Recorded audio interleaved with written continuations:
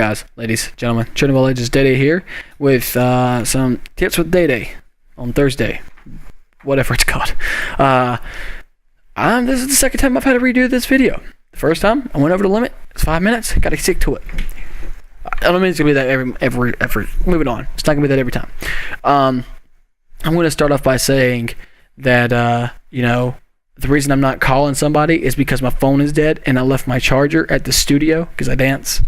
And that's why I can't call somebody. So we're just going to actually do some real tips. I'm going to try and help you out.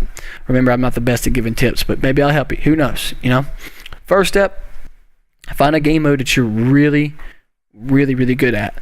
And by this, I mean don't go off like this kill streaks you get the most in. I mean, that helps because the kill streaks is going to be part of what I'm talking about. But look at your score per minute based off each game type, and find the one that you get the most in. Now, this does mean you have to go and play almost every game type in order to do this if you want to truly find out. Now, there's some game types out there you automatically know that's not best suited for you, so don't even play those. But for some that you're not really too sure about, play it, Play Mosh Pit. That's the best way to do this, is just play Mosh Pit. I've got several hours logged on almost everything except for Hardcore and Search and Destroy, just because I know those game modes are not for me, I know that. And you can go to Call of Duty, look at mine,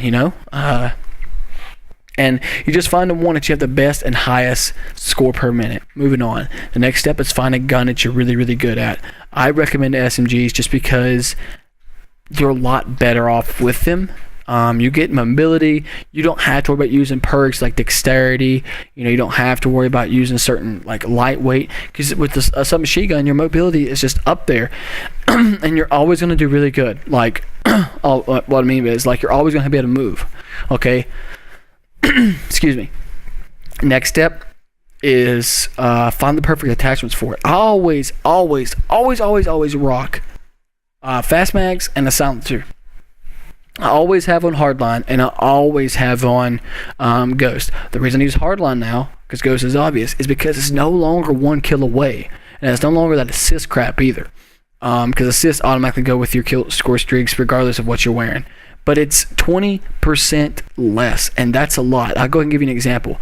19 kills to get your swarm gets turned into like 17 or 16 kills. It's ridiculous about how awesome it is, and I like it. I really do, because there's no other perks I want to use anyways. There's no other setup I want to use. I just love using Ghost and Hardline. It's awesome.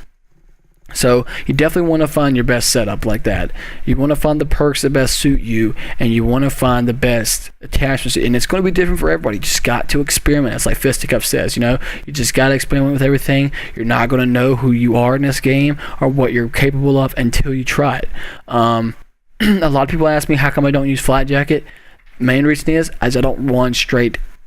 Ignore that, but I don't usually run straight at people like down the middle. You got to stay to their flanks. That brings my next tip: know the map, not necessarily know the spawns. That's hard for a lot of people. I know you hear all these commentators say all the time, it's like, oh, learn to spawn. That's not always the easiest thing in the world for just normal players.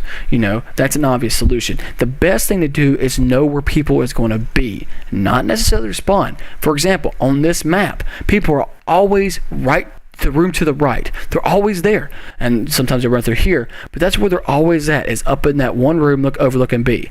Another place where they're at is in a building that really sits on top of B, and then the room is directly across from it. It's hard for me to explain because I can't show you, but there was a lot of traffic in this room today, but that's basically where they're at. Okay, so the room is directly in front of me whenever I was looking that way. Then the room that's up these steps to the right here, this is where a lot of people live, and then the window across from us.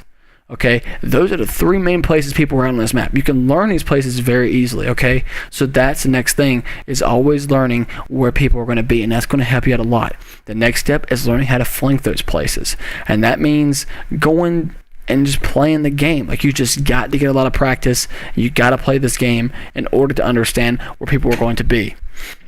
And that's the best way, because you got to understand that every game is different. Every person you play against is different, and you just got to keep that in mind. Just whenever you're playing, have fun.